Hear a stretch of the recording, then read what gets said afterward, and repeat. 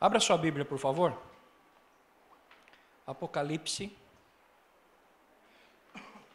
3:14. Onde você vai procurando aí? Irmã Marília, você disse aqui agora há pouco que é só a mulher do pastor.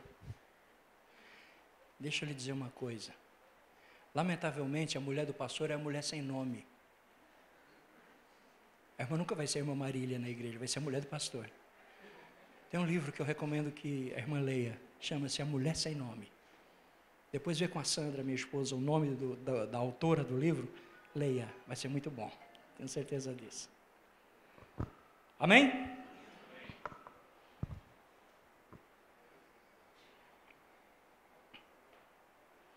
Ao anjo da igreja em Laodiceia escreve: Isso diz o Amém, a testemunha fiel e verdadeira, o princípio da criação de Deus.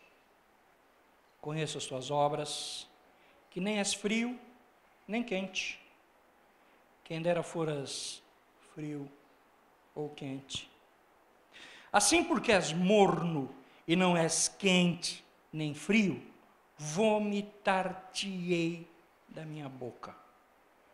Porquanto dizes, rico sou, estou enriquecido, e de nada tenho falta, e não sabes que és um coitado, e miserável, e pobre, e cego, e nu. Aconselho-te que de mim compres ouro refinado no fogo, para que te enriqueças, e vestes brancas, para que te vistas, e não seja manifesta a vergonha da tua nudez, e colírio, a fim de ungires os teus olhos, para que vejas. Eu repreendo e castigo a todos quantos amo. Sê, pois, zeloso e arrepende-te. Eis que estou à porta e bato. Se alguém ouvir a minha voz e abrir a porta, entrarei em sua casa, e com ele cearei, e ele comigo. Ao que vencer, eu lhe concederei que se assente comigo no meu trono. Quem tem ouvidos, ouça o que o Espírito diz às igrejas. Amém? Eu quero começar essa nossa conversa, primeiro dizendo que alguns meses atrás, o pastor Davi trouxe uma palavra sobre essa mesma igreja.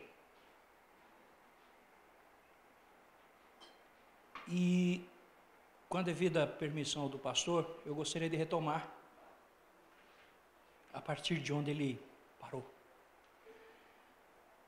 Quero dizer a vocês que talvez a igreja de Laodiceia, ou a carta à igreja de Laodiceia, seja mais pregada nos púlpitos das igrejas ao longo de todos os anos. Por duas razões. A primeira é que ninguém quer ser parecido com Laodiceia. Nós queremos ser Filadélfia, nós queremos qualquer coisa, menos Laodiceia. E a segunda é porque a grande maioria dos teólogos afirmam que essas cartas todas, elas determinam eras relacionadas à história da igreja na terra. Até bem pouco tempo eu não aceitava essa ideia, eu achava que era uma ideia um tanto quanto exagerada, porque, afinal de contas, tem igreja abençoada, igreja sem bênção, igreja elogiada, igreja sem elogio, algumas outras, como eu preguei aqui, Pérgamo, com o trono de Satanás levado para dentro dela. E eu me preocupei aí com isso, no sentido de que, evidentemente, a igreja e a história da igreja, ela foi se desenvolvendo, ela foi se dando ciclicamente, com altos e baixos. E o que me chama a atenção ao ler essa carta, é que, de fato, se você for comparar mesmo a nossa igreja, ou qualquer uma outra, eu estou no Evangelho desde 1900 e cachorro amarrado com linguiça, faz um pouco de tempo. Eu sou pastor desde 1975, e de lá para cá, irmãos, eu já vi tanta coisa, tanta gente subir, tanta gente descer, igrejas explodirem e implodirem, que eu chego à conclusão que, de fato, toda a história da igreja é uma história cíclica. Deveria ser assim? Não. Deus não formou a igreja, não formatou a igreja, não criou a igreja, não permitiu a existência da igreja para que ela fosse uma sanfona que abre e fecha, e continua com o mesmo som. Ele fez a igreja para que essa saísse do anonimato da sua inexistência. Quando começam as primeiras perseguições, lá no capítulo 1 de Atos, e fosse vencendo, triunfando, e chegasse onde nós chegamos, não dividida em denominações, em dogmas, em cristianismo A ou B, em facilidades essa e aquela, mas chegasse na integridade daquilo que aprendeu de Jesus lá no começo. Por que é que a igreja, então, chega a ser uma Laodiceia? Porque, infelizmente, quem está na condução dela são homens. E nós, seres humanos, somos absurdamente frágeis, absurdamente partidários de nós mesmos. Nós olhamos muito para nós. Haja vista o que a gente tem observado aí ao longo dos anos. Eu dou aula em algumas igrejas que são de diversas denominações, e em todas elas eu vejo alguém dizer assim: a minha denominação, ele nem diz denominação, ele diz a minha igreja, meu ministério, né? Na verdade, ministério é o que eu tenho, o pastor tem, nós temos o ministério pastoral, isso é ministério, trabalho, serviço, não é denominação. Mas dizem: o meu ministério é mais sério do que o ministério do fulano. A minha igreja, não é como se a igreja fosse nossa, e não é. A minha igreja, ela é mais preocupada do que a igreja de Cicrano. Não foi isso que Jesus preconizou para a igreja. Não é isso que ele quer.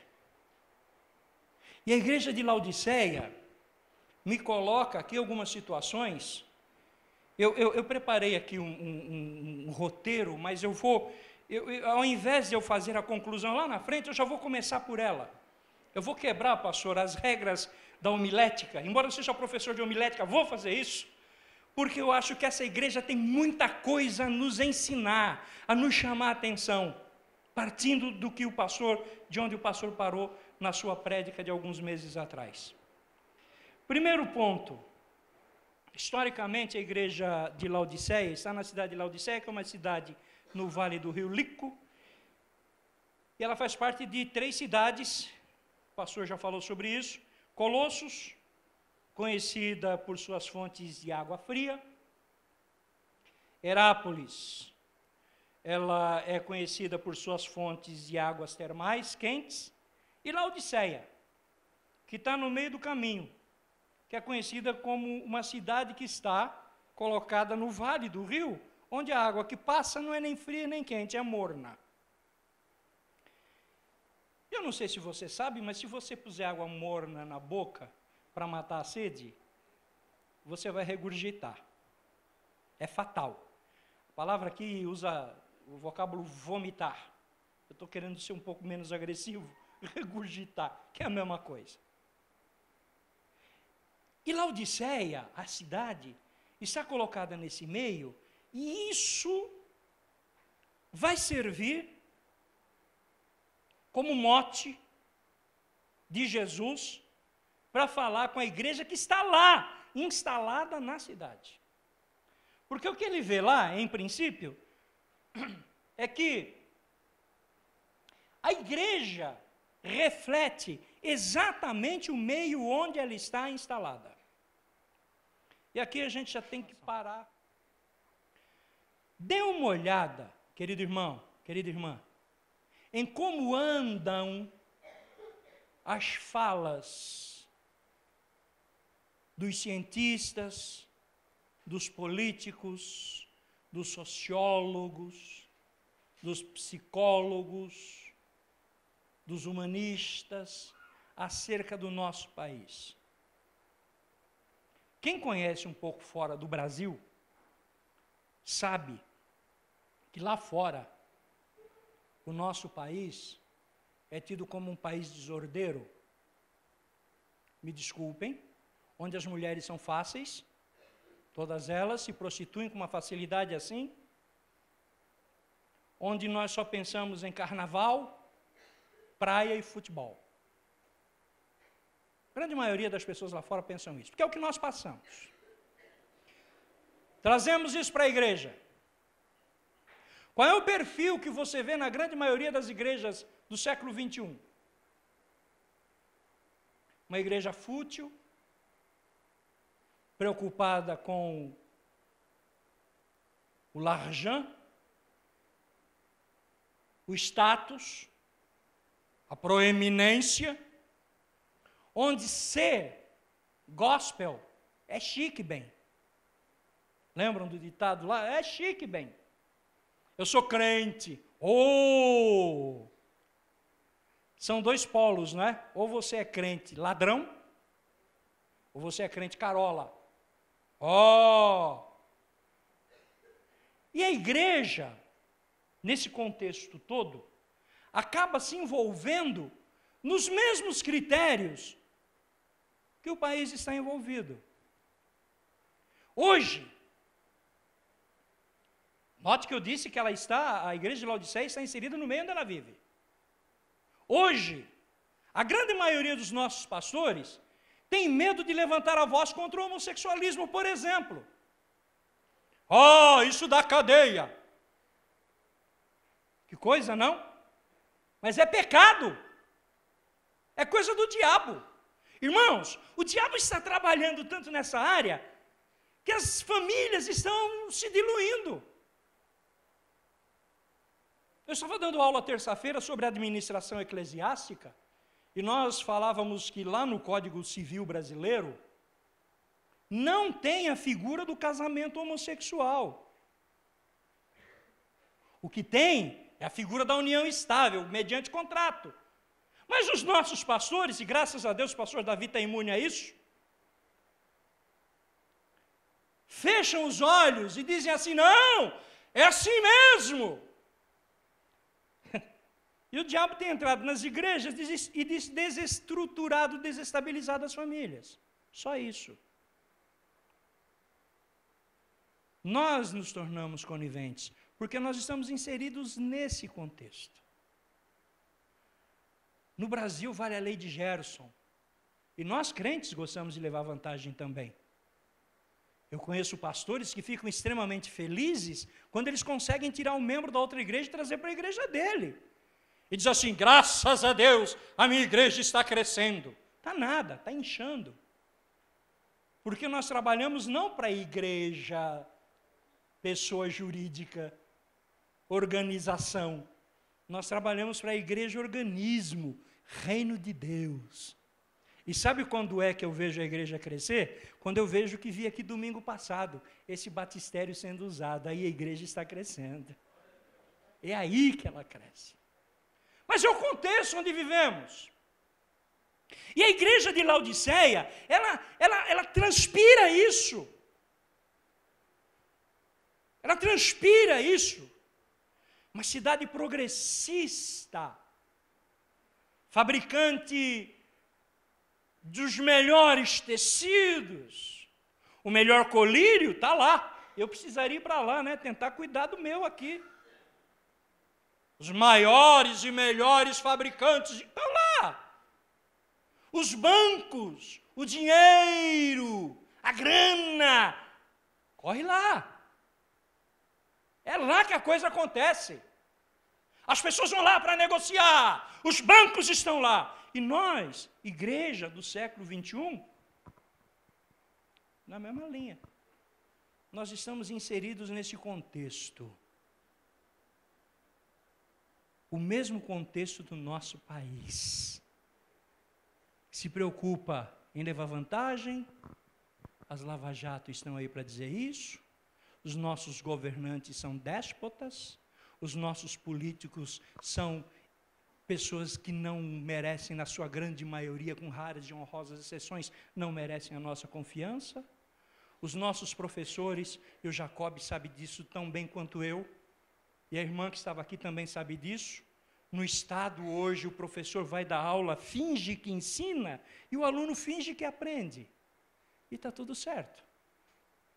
Fui acompanhar recentemente um colega, professor de psicologia e filosofia em São Bernardo, e o líder da sala levantou-se contra ele, mandou ele calar a boca e disse, ou o senhor dá nota, o líder da sala, ou o senhor dá nota para nós, ou o senhor vai apanhar aqui dentro. E eu olhei aquilo e falei, Jesus, que bom que eu não sou professor no Estado, porque senão eu pegaria o apagador, e aquela cabecinha bonita lá, de chapeuzinho e tudo, ia ficar com um tremendo de um talho na testa. É isso. E de repente isso vai interferir na igreja, porque ela está nesse contexto. E aqui para nós mudarmos um pouquinho, não fecha sua Bíblia, deixa ela aberta. Nós mudarmos um pouquinho, eu quero dizer a você, Igreja de Cristo Pentecostal, Jardim do Estádio, fuja de ser igual aos demais, ao mundo, não se imiscua nesse processo degenerativo que a sociedade está querendo impor para a igreja. Levanta a sua cabeça, fala de Jesus com autoridade, aleluia, porque Ele é o Senhor nosso nesse lugar. Deixa a sua Bíblia aberta. No versículo 14, João inicia o texto dizendo assim, ao anjo da igreja em Laodiceia. Vamos pensar em algumas coisas aqui. Por que é que ele se dirige ao anjo da igreja e não aos seus auxiliares? Duas razões. Primeira, quando Deus vai falar alguma coisa com a igreja, Ele fala primeiro com o pastor. Depois com você. Depois comigo. O anjo da igreja, o pastor da igreja, é tido diante de Deus como representante da igreja diante dele. Às vezes você chega aí e diz assim, olha, quero ir para a obra missionária. Isso é bonito, né? Nós falarmos de obra missionária. Ninguém quer ir para a Índia, nem para o Paquistão. Eu tenho um amigo no Paquistão que eu estou dando assessoria espiritual para ele, de vez em quando ele some. O que aconteceu, Benjamin? Ele diz, os muçulmanos vieram para cima e tivemos que esconder. Ninguém quer ir para lá. Eu era para ter ido para lá o ano retrasado, minha mulher não deixou. Disse, por que você não quer? Porque você não volta, você é louco. E eu ia lá para falar de Jesus mesmo. Mas o pastor que está lá é mais louco do que eu. Muito bem. Olha que coisa interessante. Eu quero ser missionário. Quer ir para onde, meu filho? Deus falou comigo que eu vou para a África. Aleluia. E aí já pega a malinha, passa na casa do pastor. Pastor, vim aqui, Deus me mandou para a África, vim aqui para o senhor me dar a passagem. Espera aí, meu filho. Quem mandou você ir para a África? Foi o senhor. Eu? Não, o senhor, lá em cima. Não, mas o senhor não falou comigo. Mas falou comigo, eu tenho completa e total segurança de que Deus é que está nesse negócio. Ei, para! Se Deus não falou com o pastor, não falou com você não. Tira o seu burrico da chuva, vai molhar. Porque se Deus não falar com o anjo da igreja, não vai falar com você antes dele não. Porque é Ele que vai dar conta diante de Deus das nossas almas. Romanos 13, 17. Então vamos mudar um pouquinho. Porque o que Jesus faz aqui é começar a falar com o anjo da igreja de Laodiceia. Eu acho que já contei para vocês, eu era pastor lá no sul, fiquei um tempo lá, depois voltei, era presidente de uma igreja. Quando é um dia de manhã, domingão de manhã, eu tinha estado numa vigília, cheguei em casa cansado, fui dormir, 6:30 da manhã, bate alguém na porta, está lá um irmão, né, com a esposa do lado, com a barrigona deste tamanho, quase tendo neném, 2 malas, e disse assim, naquele sotaque deles, não é? Que eu acho lindo: pastor, eu estava lá orando em Canoinhas, que é a cidade onde ele veio, e Deus falou comigo. Daí falei com o pastor Carlos, que era o pastor dele, e ele disse: vá procurar o pastor presidente. E estou aqui, pastor. Então entra. José Ricardo Larrier, o nome dele. Entrou, tomou um café, ofereceu o chuveiro, banharam-se, descansaram. Então, irmão Ricardo, o que é que aconteceu? Bah, pastor, o senhor falou comigo, que me quer na obra, e disse: pegue tuas malas e saia. Daí eu vim aqui falar contigo, né? Eu digo: tá bom, só que Deus não falou comigo. Mas, bah, pastor, o que faço agora? Eu pedi conta no meu emprego. Irmão, tu vai voltar para trás, vai levar sua mulher para ter neném lá em Canoinhas, porque Deus não falou comigo. Mas, bah, pastor, estou preparado. De quanto tempo tu tem de crente, Ricardo? Diz 3 meses. O que tu sabe de Bíblia, tchê? Bah, eu sei que a Bíblia tem que ser lida daí. Eu digo: pois é, mas tu leu? Mas estou lendo. Bah, se tu está lendo, tu não conhece ainda, tchê. Tu tem que te formar primeiro. E Deus não falou comigo, tchê. Coitado, pastor, ele voltou, o pastor lá da igreja dele, do campo onde ele estava, disse: vem cá, compadre, te assenta aqui à minha mesa, tchê. Como é que tu manda um obreiro de 3 meses me dizer que quer ser missionário, quando nem Bíblia ele leu ainda? Mas Deus falou com ele, mas não falou comigo, eu sou o anjo da igreja. E aí eu percebo, senhores, que muita gente tem se decepcionado com Deus e com a obra de Deus, porque não tem tido esta calma, esta paciência de esperar que Deus fale com o anjo da igreja. Nós somos afoitos. Nós queremos que a resposta, pastor, venha a cavalo, a galope. Já que eu me reportei aos irmãos sulistas, quero que ela venha gineteando. E ela não vem a cavalo não, meu irmão. Nem de trem de ferro, nem de avião a jato. Ela vem depois de passar pelo crivo do anjo da igreja. Então a primeira coisa que a igreja de Laodiceia me ensina é que para a igreja permanecer viva, ela precisa ouvir o que Deus falou com ela através do anjo da igreja. Então você está aí assentado, você está aí assentada, ouvindo a palavra. Hoje o pastor gentilmente pediu que nós tratássemos desse assunto, mas estamos sob supervisão dele. Você está aí assentado, assentada, ouvindo a palavra, faça-o com o coração aberto, sabendo que Deus é quem vai falar a você por intermédio daquele que Ele colocou neste púlpito, neste altar, neste tribunal, para daqui se dirigir a você falando em nome do Senhor Jesus Cristo. A igreja de Laodiceia é uma igreja problemática. Como eu disse, ela absorveu o meio onde ela vive. E tem uma questão interessante aqui, é que no ano 60, a cidade de Laodiceia foi destruída. E pelo fato dela se considerar uma cidade rica, ela foi destruída por um terremoto. E por se considerar uma cidade rica, ela não precisou da ajuda de Roma para se erguer. Ela se refez a partir dos seus próprios recursos. Ela tinha dinheiro. A cidade era rica, era próspera. São Caetano, com o IDH que tem, não era nada perto de Laodiceia. E a igreja, como eu disse no princípio, inserida nesse mesmo contexto, ela pensava do mesmo jeito. A presença de Deus na igreja, queridos, não é conhecida e tida pelo volume de transações financeiras que essa igreja faça. Não caia na tentação de sair daqui, eu não vou sair daquela igreja pequena, foi reformada, lá o pastor esticou para lá, esticou para cá, agora se crescer, vai esticar para onde? Pastor, para onde a gente estica? Não dá, tem uma viela do lado, não dá para emendar com a casa lá.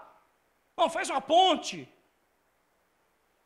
Não caia na tentação de falar para o teu pastor assim, pastor, estou indo embora, porque eu vou para a igreja A, porque lá o templo é suntuoso. O ar-condicionado custou milhões, o nosso aqui não, né? Está aqui, olha lá funcionando. O meu filho lá tem tratamento VIP, very important person. Lá o banheiro usa neve. A água do bebedouro é uma água mineral de procedência. Lá sim! Gosto de ir lá, é uma igreja grande, rica, abastada.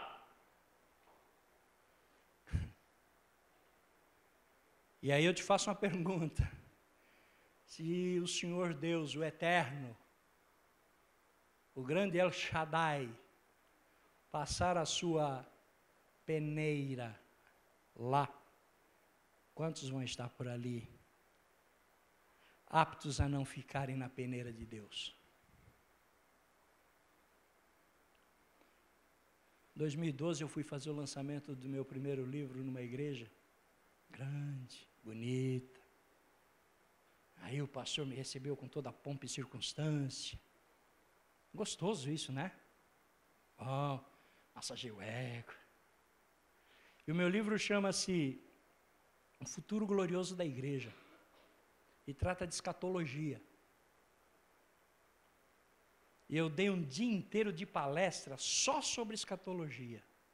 Falei sobre Apocalipse, falei sobre Semanas de Daniel, falei sobre mercado como europeu, falei. Fechamento do trabalho à tarde. O pastor vira para mim e faz uma pergunta que eu tive dificuldade em responder. Meu querido pastor Alberto, dessa multidão que te ouve nesta tarde, se Jesus vier agora, quantos o senhor acha que subirão? Acho que ele pensou que eu fosse falar assim, a igreja toda, a igreja ia para o delírio, vamos para a galera. Eu olhei para a igreja e disse, pastor, o senhor me fez uma pergunta séria, hein? Isso não se faz. Não, seja sincero. Eu falei, olha, vou fazer uma conta rápida. Se Jesus vier hoje, eu posso lhe afirmar, pastor, que 80% de quem está aqui fica. Quase apanhei. Ora, a igreja não é contada pela sua riqueza.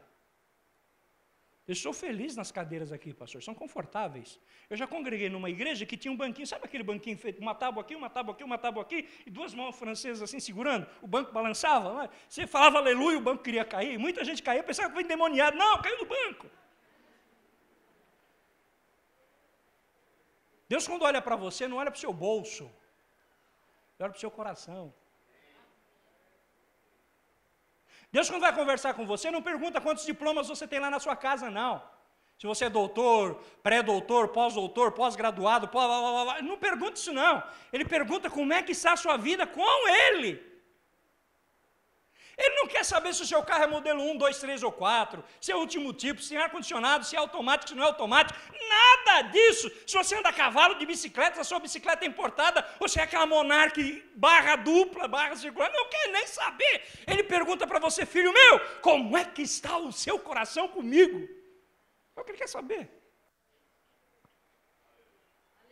Eu tive uma ovelha, que todas as vezes que se recolhia a oferta e ele colocava o dízimo dele lá, pessoal recolhia aquilo ia para a secretaria, os diáconos levavam para a secretaria, o tesoureiro ia junto. Sabe quem ia atrás do tesoureiro? Ele. Pois não, irmão? Eu vim ver aqui os irmãos trabalhar, né? Tinha dado dízimo.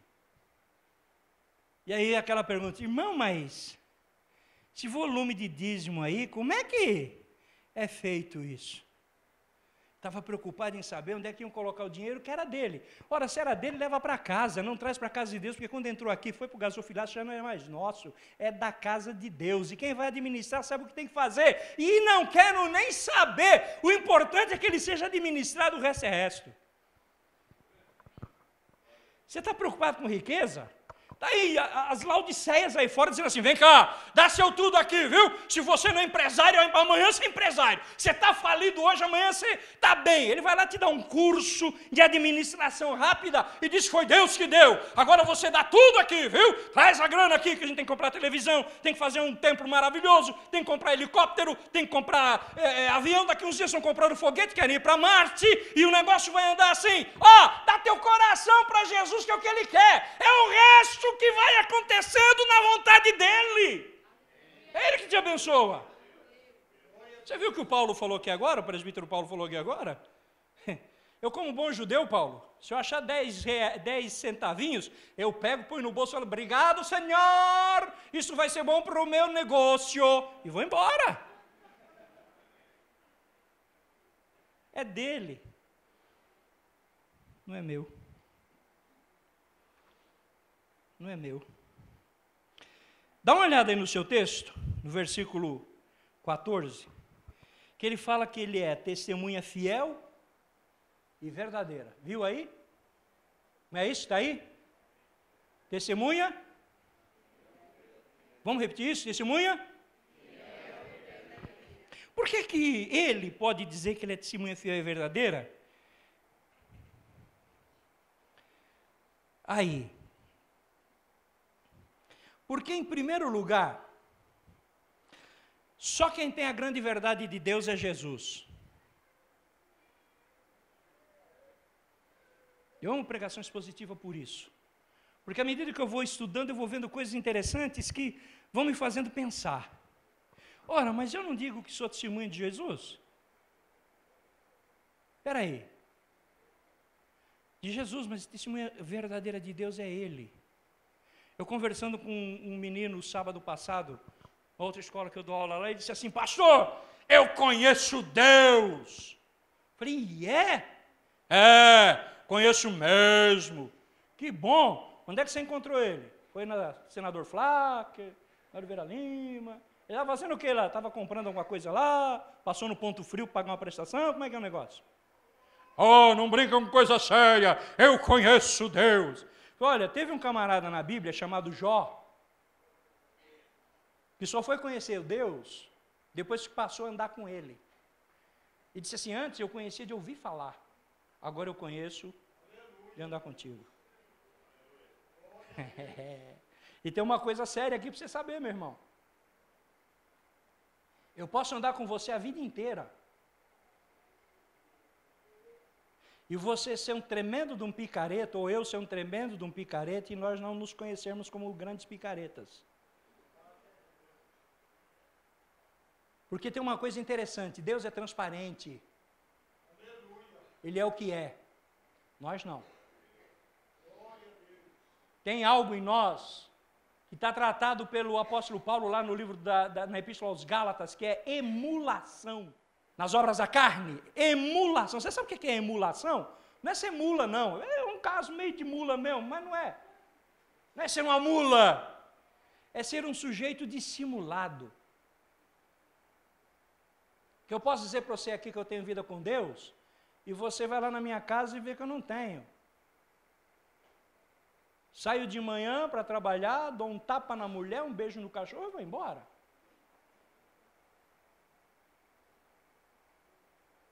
Sou inepto, mentiroso. Você entendeu? Nós não temos testemunho verdadeiro nem da nossa própria vida. E aí nós dependemos dele. E que bom que ele nos ama, aleluia. Que bom que ele me entende e te entende, aleluia. Eu me lembro aqui dele tratando daquele problema da mulher apanhada em adultério. Oh, essa mulher foi apanhada no próprio ato adulterando e a lei diz que ela tem que ser apedrejada. O senhor disse o quê? Nada. Vou escrever no chão. Oh, senhor, o senhor não vai se pronunciar. Aquele no meio de vocês aí que não tiver nenhum pecado, seja o primeiro a tirar a pedra. Volta a escrever no chão. Pessoal, ó, vai embora. Mulher, cadê os seus acusadores? Ninguém te condenou? Ninguém, senhor. Eu também não te condeno. Vai e não peques mais. Aleluia. Eu sei quem é você, eu sei da sua fraqueza, para com ela, não peca mais, que a coisa vai ser boa para a sua vida. Esse pode ser testemunha de Deus. O pessoal aí fora diz que é testemunha de Jeová.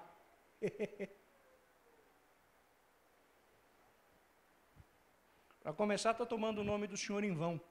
Como bom judeuzinho que eu sou, eu não vivo falando o nome dele toda hora, embora não seja Jeová, o nome é outro. A grande testemunha de Deus é Jesus. E eu sou testemunha de Jesus. Ele diz, vocês vão ser minhas testemunhas. Aleluia. Quando eu vou falar, eu falo em nome de Jesus. Quando eu vou orar, eu oro em nome de Jesus. Quando eu vou transmitir a mensagem do Evangelho, eu a faço em nome de Jesus. Porque é o nome dele que deve se dobrar os joelhos. E ele diz aqui, isso diz aquele que é o único que pode ser testemunha de Deus. Porque estava lá, veio para cá, voltou para lá e continua ao lado de Deus. Isso diz aquele que é fiel e verdadeiro. Aleluia. Vai procurar a nossa fidelidade e a nossa verdade, elas são bem subjetivas. Ainda no 14, ele diz que ele é o princípio da criação de Deus. Ah, então ele ajudou a criar Deus? Não, não é isso que ele está dizendo aí. Quando ele diz isso, ele está falando a respeito dele mesmo como Deus. Nós lemos aqui na leitura devocional do culto, há um só, lembra do texto? Um só Deus. Ele fala, um só batismo, isso, blá, blá, blá. Um só Deus. Não são 3, nem 4. Nem 2, 1. Como é que Jesus diz um negócio desse, se a igreja romana, e aqui não vai nenhuma crítica, é uma constatação teológica apenas, a igreja romana disse que são 3, Deus Pai, Deus Filho, Deus Espírito Santo. Que história é essa? A Bíblia fala em triunidade. É um Deus que se manifesta de 3 maneiras diferentes. Aleluia! E ninguém participa da criação com Deus a não ser o próprio Deus. Você vai lá para Gênesis capítulo 1, todas as falas lá de Deus assim, e disse Deus, haja luz, e houve luz. E viu Deus que a luz era boa. E disse Deus, separem-se as águas. E disse Deus, apareça a porção seca. E disse Deus, produza a terra ervas. E disse Deus, produza os mares, os grandes monstros marinhos. E disse, a única criação de Deus que não foi feita dessa forma, mas foi feita com a operação da sua mão, foi você e eu. Ele vai e manipulando o pó da terra, faz um homem à sua imagem, conforme a sua semelhança, e não diz para nós, surja do nada. Simplesmente ele foi e nos criou a partir do seu grande poder. Isso diz aquele que participou do princípio, que estava no princípio, que criou no princípio. Se você ler João capítulo 1, versículo 1, diz que lá, no princípio era o Verbo era Deus, estava com Deus, ele estava no princípio com Deus, e todas as coisas foram feitas por ele, e sem ele, nada do que foi feito se fez. Ora, Deus está na majestade de sua glória, preenchendo o universo todo, e não se restringe a um ponto, não se restringe a um templo, não se restringe a um homem, e vai sobre Maria, e através da sua ação, do Espírito de Deus, ela engravidou engravida e traz ao mundo um homem cujo nome é Yeshua, e esse Yeshua reveste-se da essência de Deus, e é o próprio Deus na terra, falando ao homem, andando com o homem, sentindo como o homem. Irmãos, eu me emociono com isso, porque eu vejo aí a grandiosidade do Deus a quem eu sirvo. Aleluia! O princípio da criação de Deus estava com ele. E aí, vamos contextualizar. Você liga a sua televisão, está lá o homem de Deus, montando o cavalo numa velhinha, e dizendo que aquilo é Deus que está mandando ele fazer, porque na qualidade de servo de Deus, aquele imbecil acha que pode manipular as pessoas com medo e trazer uma influência tão maligna sobre as pessoas, e multidões vão lá assisti-lo, e ele diz: eu tenho comunhão com Deus, e se você não pensa como eu penso, eu mando sobre você uma praga, e você vai se quebrar. Olha que infeliz a calça oca, cabeça inchada. Posso falar uma bobagem? Idiota. Ele esquece que quem está no comando é Deus, que ele não faz nada. O homem não consegue sublevar o outro. A psicologia me diz que eu posso, com sutileza, levá-la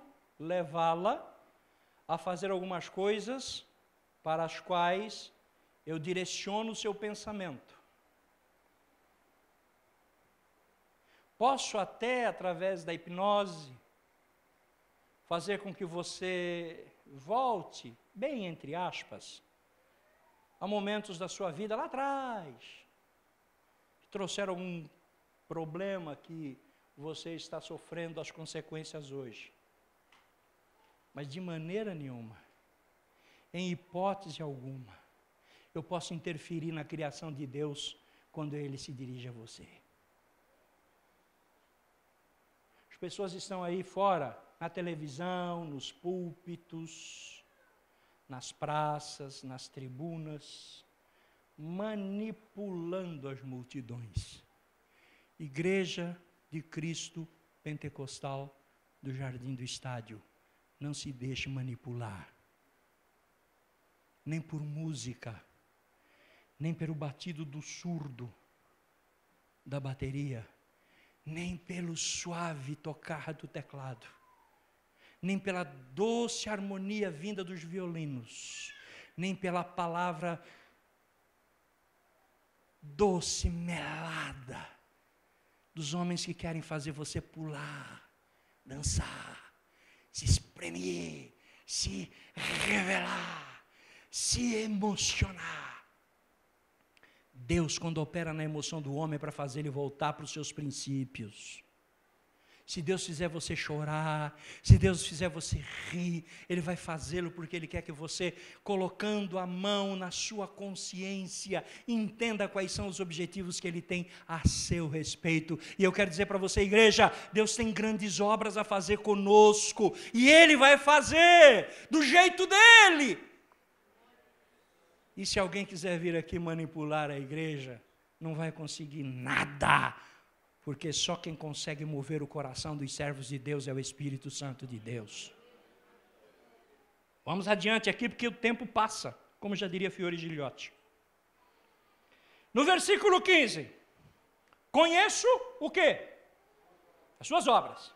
E aqui tem uma coisa interessante. A igreja de Laodiceia, pelo fato de ter todas essas qualidades que o pastor já disse, que eu agora reiterei, era uma igreja que pensava no seguinte: nós estamos acima de qualquer suspeita, nós é a igreja, meu, nós é o povão, velho, nós está aqui, nós, nosso pastor é o cara, se o cara levantar a mão, tiver demônio, pimba, chão. Você viu? Ele conversa com o demônio. Fala aí, quem te mandou? E o demônio gosta disso, não é, pastor? ser entrevistado. Ele ama essas coisas. Vou falar na igreja hoje. Manda o Alberto calar a boca. Pastor, tira o Alberto daí que eu vou botar o... Ele gosta. Hã? Irmão, que é isso? Essa igreja aqui? Aqui o negócio é ó. Aqui.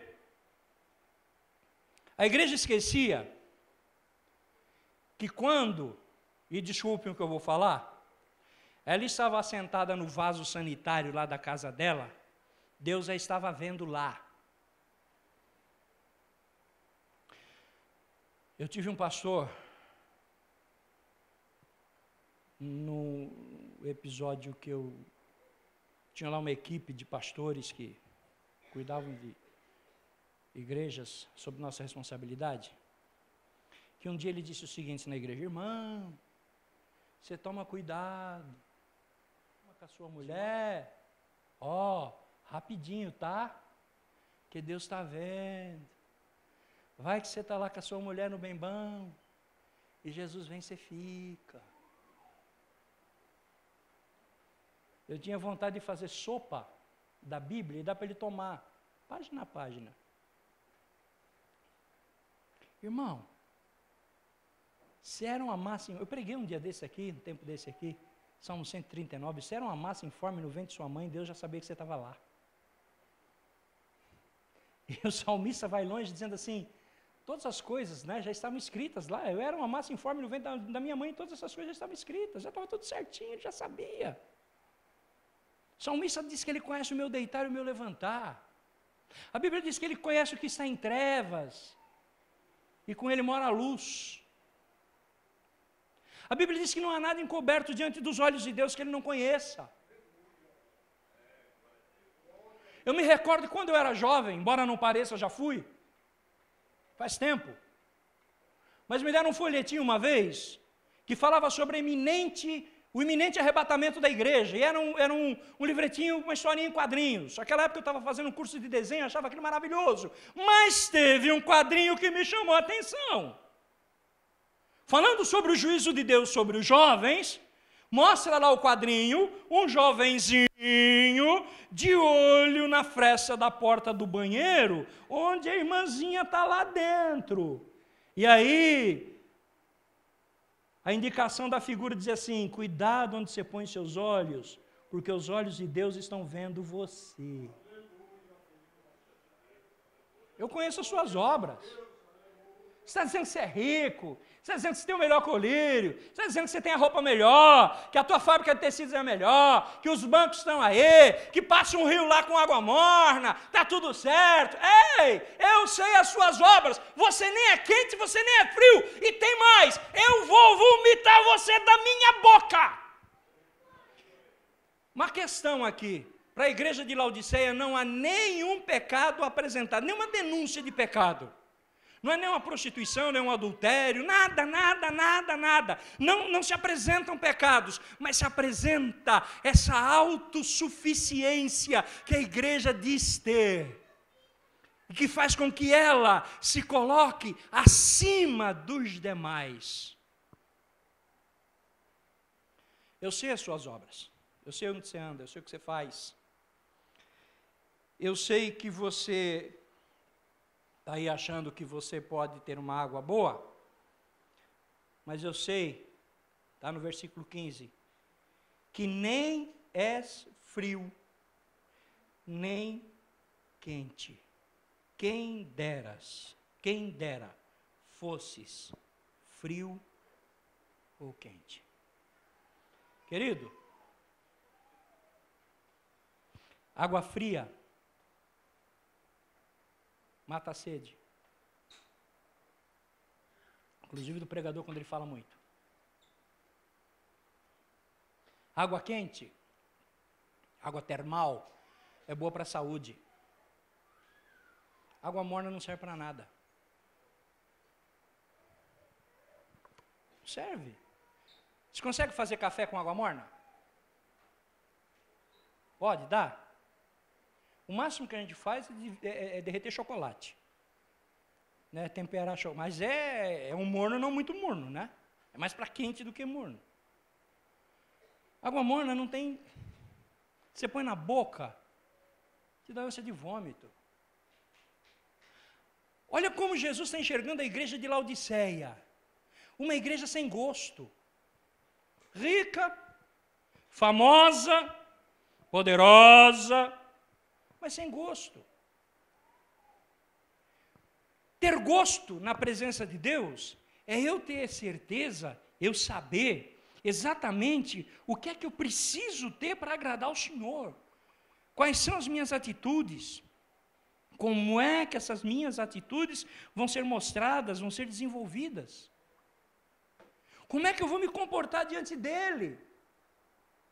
Às vezes a gente pensa assim, não, eu vou no monte. E vai para o monte, monte daqui, monte dali, monte de lá, monte, monte, monte. Aí desce do monte, o patrão fala alguma coisa, ele manda o patrão para a tonga da mironga do cabuletê. Aquele miserável, aquele infame, cachorro lá, cala a boca, desgraçado, miserável. Xinga o cachorro, chuta o cachorro. A mulher fala alguma coisa, cala a boca, você não sabe nada, sua burra. Ela se sente uma anta quando sai da presença de um sujeito desse. O menino vai mal na escola também, é um idiota. Ele vai se sentir o pior homem do mundo, a pior mulher do mundo quando for adulta. Eu vou para o monte, viu? Oh, aleluia. Fala até línguas lá. É um rapapá para lá, rapapá para cá. Você olha assim e fala, ih, rapaz, eu sei as suas obras. Eu sei que você é morno. Eu sei que você fala o que é sem ser. Eu sei que você diz que tem, mas não tem. Eu sei que você diz que foi, mas não foi. Que é, mas não é. Sabe o que vai acontecer? Vou te jogar fora. Mas, Senhor, nós estamos na santa igreja evangélica. Você pode estar onde estiver. Tem que estar na presença de Deus, quente ou frio, mas tem que estar. Se não, meu queridão, pensa nisso. Mas, pastor, a igreja hoje é light. Light e diet. Dai-te uma insônia tremenda, dai-te uma impotência espiritual tremenda e dai-te um inferno no final. Mas a igreja hoje, ela não pensa mais como antigamente. Ora, o Deus de antigamente é o mesmo Deus. A Bíblia diz que Ele é mesmo ontem, hoje e eternamente. Não muda. Não, mas agora, com a modernidade da internet, agora o WhatsApp, agora o Facebook, maravilha! Tá, e daí? Muda o quê? Muda nada. A mesma coisa. O mesmo Deus que amava você quando você aceitou Jesus há 2, 3, 4, 10, 50 anos atrás, é o mesmo de hoje. Mudou não, mudou nada. Eu sei as suas obras. Eu sei as suas obras. Eu sei as suas obras. Corre, pastor Roberto, que a hora está dizendo para você parar. No versículo 16, então, ele diz assim, eu vou vomitar você da minha boca. No 17 ele diz assim, porque você diz, eu estou rico e abastado, e não preciso de coisa alguma, e nem você sabe que és infeliz, sim, miserável, sim, pobre, sim, cego, sim, nu, sim. Versículo 17. Não adianta você ter riqueza. Não adianta você achar que o seu colírio é melhor. Não adianta você achar que a sua denominação é a melhor. Não adianta você achar que a sua oração é mais forte que a do outro. Tem um Zé Menegueba aí pregando que diz assim, se eu chegar numa igreja e a igreja estiver fria, eu não vi um aleluia, um glória a Deus, um repepé, essa igreja está fora da presença de Deus. Quem está é Ele, nosso juiz, ó. Eu quero saber de Jesus aqui para a igreja de Laodiceia, Se você é capaz de entender que o seu dinheiro não serve para nada, que a sua alegria é passageira, que o seu momento de expansão é como se for uma bomba que explode de volta, fica só fumaça depois. Se o seu colírio é melhor que o do outro, ou se você precisa usar óculos, estou querendo saber disso não. Eu quero saber se você permite que eu administre a sua autossuficiência. Eu quero dizer aqui para a igreja. E o que é que eu tenho que fazer? Eu tenho que deixar de lado o meu orgulho. Eu tenho que deixar de lado as coisas que me trouxeram as diversidades de obtenção de coisas, para abraçar um Jesus que sabe exatamente quem eu sou. E aí, no versículo 18 melhor, ele começa a dar um conselho, ou alguns conselhos. Ele dá 3 conselhos e eu quero encerrar minha fala com esses 3 conselhos, embora a gente tenha mais coisas, teria mais coisas para dizer aí, mas infelizmente o tempo não vai permitir. E eu deixo aqui isso como conselho para a igreja. Primeiro conselho: comprar de Cristo ouro refinado. O apóstolo Paulo, na sua primeira epístola aos Coríntios, ele diz que nós podemos edificar diante de Deus a nossa vida na rocha que é Cristo, de diversas maneiras. Ele diz lá que nós temos edifícios de ouro, de prata, de pedras preciosas, de madeira, de feno e de palha. Mas ele enfatiza, ao final disso, que a obra de cada um vai ser manifesta. Ele diz assim, na verdade, o fogo vai fazê-la manifesta. E quando a Bíblia fala de fogo, ela está falando de prova. Tem gente que fica feliz, eu fui batizado com o Espírito Santo e com fogo. Quando João diz assim, ele vos batizará com o Espírito Santo e com fogo, ele vai batizar você com o Espírito Santo e vai provar isso. Você vai passar na prova para acertar que é isso. Capítulo 4 do profeta Malaquias, onde ele fala do grande e terrível dia do Senhor, ele diz assim que o Senhor vai provar-nos como lavandeiro, com sabão. Sabe aquele sabão de soda? A minha mãe costumava dizer assim, sabão que arranca pecado. Né? Fazer aquele sabão de soda em casa, você passa na roupa, ele desmancha a roupa. Tão forte que é. É assim que Deus vai te provar. Vai provar você como o ourives.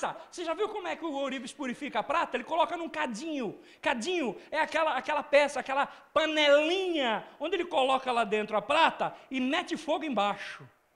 E vai derretendo. E à medida que derrete, a sujeira vai subindo. Ele vai com uma espécie de uma espumadeira e tira a sujeira, tira fora. E bota fogo aí, meu filho. E acende o fogo aí. E o fogo pega e vai.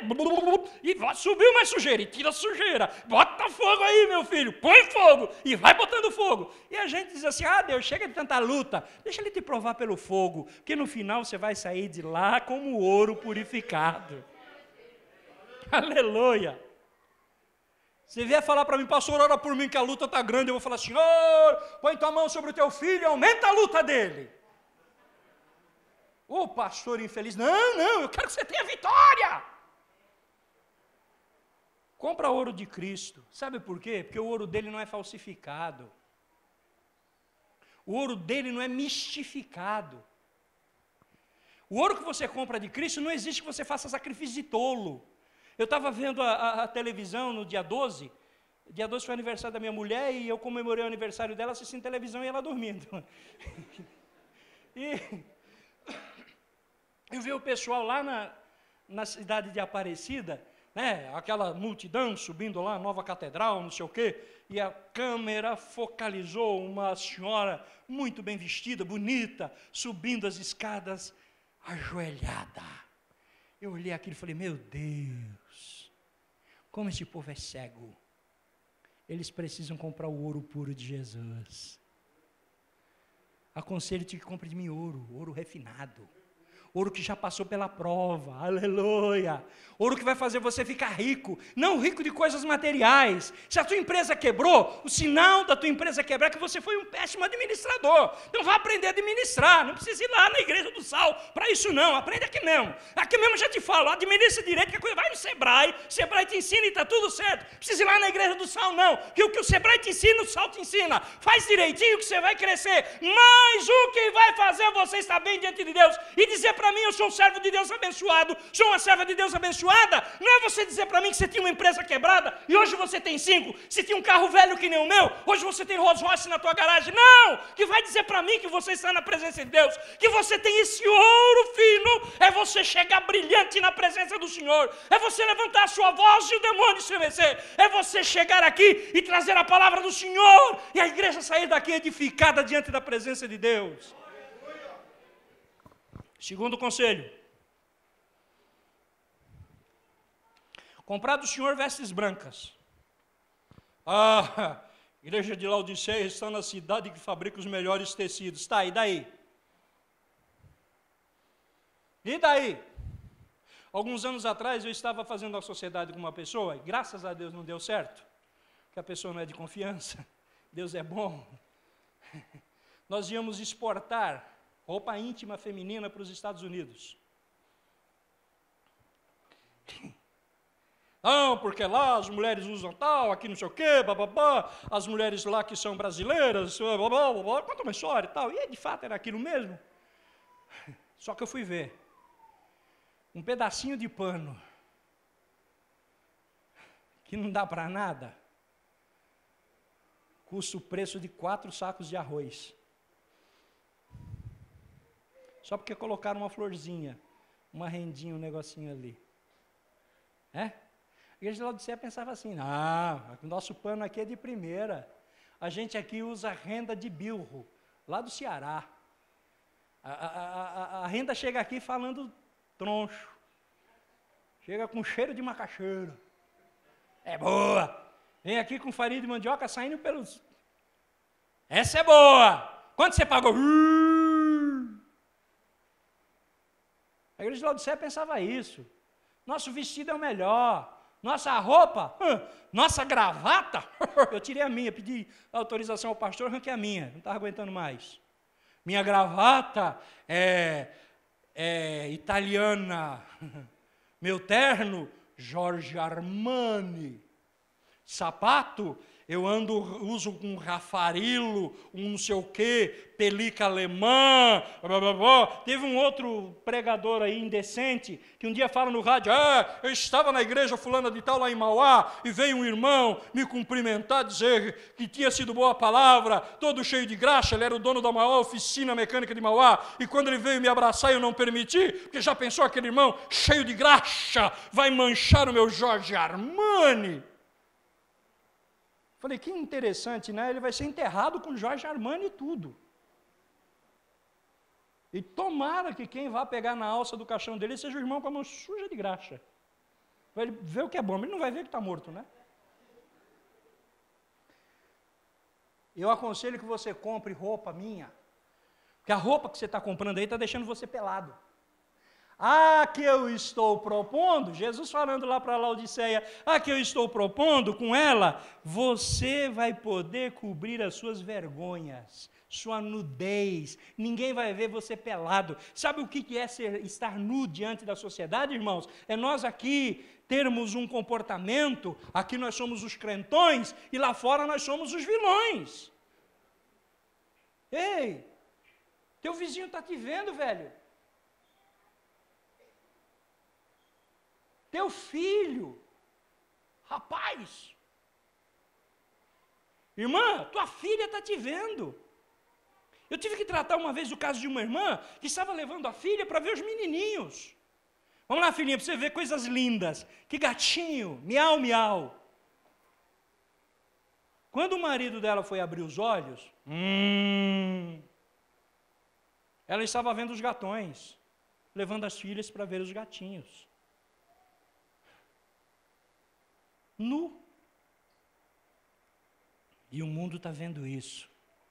Eu te aconselho que compre as minhas roupas, diz Jesus para Laodiceia, porque aí você vai cobrir as suas partes pudendas e ninguém vai ver a sua nudez, ninguém vai ver os seus erros, porque eu vou estar cobrindo tudo. E sabe que veste é essa? Ele quer cobrir você com o seu sangue vertido na cruz do Calvário, onde o seu pecado diante de Deus é aniquilado, é lavado. Talvez você ache até um pouco meio forçada essa minha hermenêutica, mas é assim que eu vejo. A roupa que Jesus me dá é a cobertura no seu sangue, onde os meus pecados tornam-se ocultos diante da presença de Deus, são purificados e eu saio do outro lado, aleluia, lavado e remido pelo Senhor, transformado, mudado.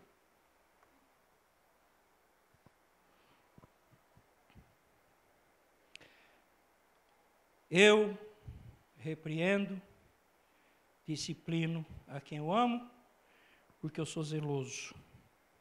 E estou à porta e estou batendo. Para nós encerrarmos.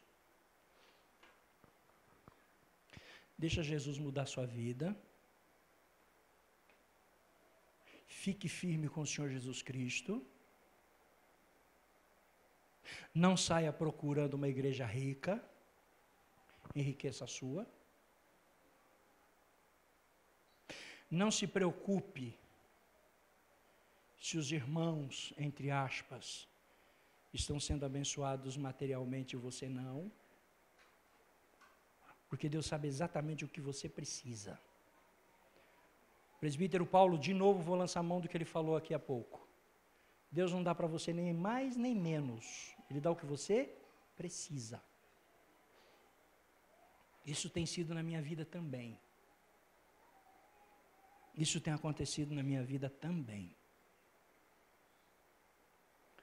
E eu e você precisamos estar firmes com Cristo, sem autoafirmação. Nós não somos melhores, mas não somos os piores. O Deus que permitiu que Jesus nascesse, se tornasse homem como nós, e um dia morresse na cruz do Calvário para que nós hoje estivéssemos aqui, é um Deus que não muda.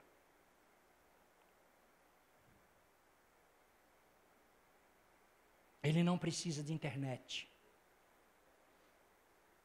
Ele não é engenheiro de TI. Ele não precisa da cibernética. Ele não precisa da velocidade dos jatos. Ele é um Deus que simplesmente é. O apóstolo Paulo, escrevendo aos Romanos, ele diz: rogo-vos, pois, irmãos, e eu faço minhas as palavras dele e encerro. Rogo-vos, pois, irmãos, pela compaixão de Deus, que apresenteis os vossos corpos em sacrifício vivo, santo e agradável a Deus, que é o vosso culto racional. E não vos conformeis com esse mundo.